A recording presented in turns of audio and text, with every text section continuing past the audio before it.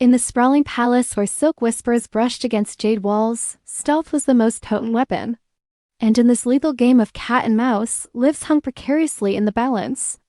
Namo, a name that echoed with the grace of a willow tree in the wind, moved through the labyrinthine corridors like a phantom.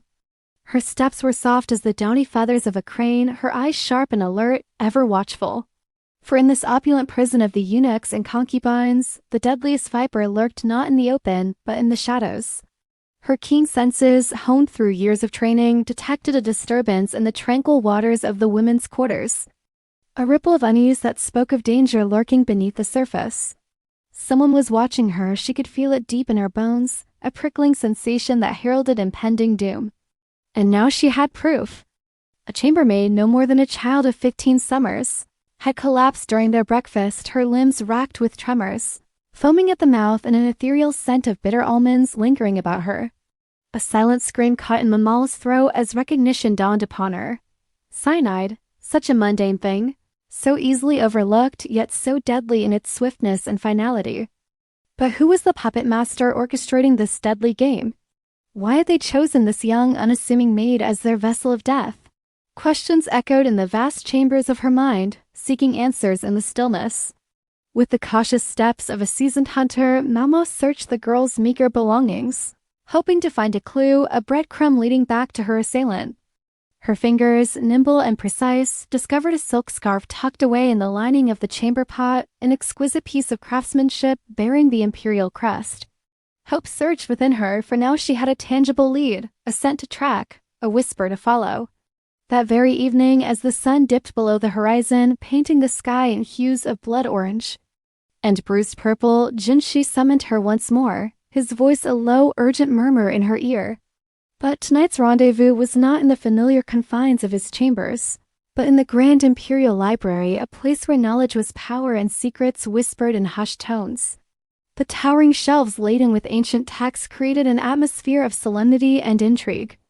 Jinshi, his face grave and etched with concern, wasted no time in broaching the subject that cast a long shadow over them. "It's not just one person," he began, his voice barely a whisper in the cavernous space. "This dark design, it stretches back years. Babies vanishing without a trace, wet nurses poisoned, midwives silenced, and the Empress always untouched, as if a predator carefully avoiding its prey." Jinshi reached out, his fingers trembling slightly as he handed her a scroll, its edges worn with time. With a voice that shook with controlled emotion, he uttered, "I found these in the Imperial storehouse, hidden away, meant for no court physician to behold." Unfurling the scroll, Mamao's heart plummeted to her stomach as she saw the autopsy notes, meticulously detailing each case. All the children, her gaze fell on the last entry, all the children who had died under mysterious circumstances bore similar signs. The same dosage, the same deadly substance. Her breath hitched in her throat. This was not merely a series of unfortunate events. It was a calculated, chilling pattern. She looked up, meeting Jinshi's somber gaze. In that shared silence, the gravity of their discovery resonated. "Jinshi," her voice trembled slightly, "this is not just murder. It's systematic, deliberate. Who could be behind such a plot and why?" His eyes, usually sparkling with life, were now clouded with worry. "That," he whispered, his voice heavy with the weight of their predicament, "is what we must discover before the next life is claimed." Returning to her chambers, Namo found solace only in the comforting routine of preparing her scent trap. Camphor, fennel, and a hint of sweetgrass, a fragrance so subtle it lured out even the most elusive of rats. As the night deepened and the moon climbed higher in the inky expanse above, she waited patiently, her senses heightened, every nerve ending attuned to the slightest sound, a testament to her years of rigorous training. Then she heard it, the soft click of the window latch, the telltale sign of an intruder. From behind the door she watched and waited.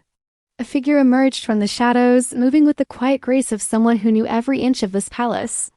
They approached her sleeping form, their intentions as clear as the moonlight filtering through the window.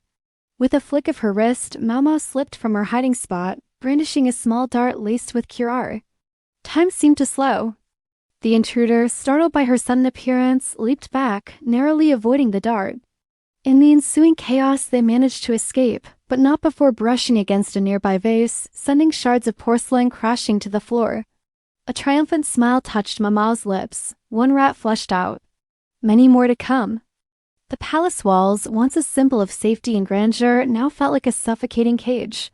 For within its opulent confines, a sinister plot was taking root, threatening to destroy everything in its path.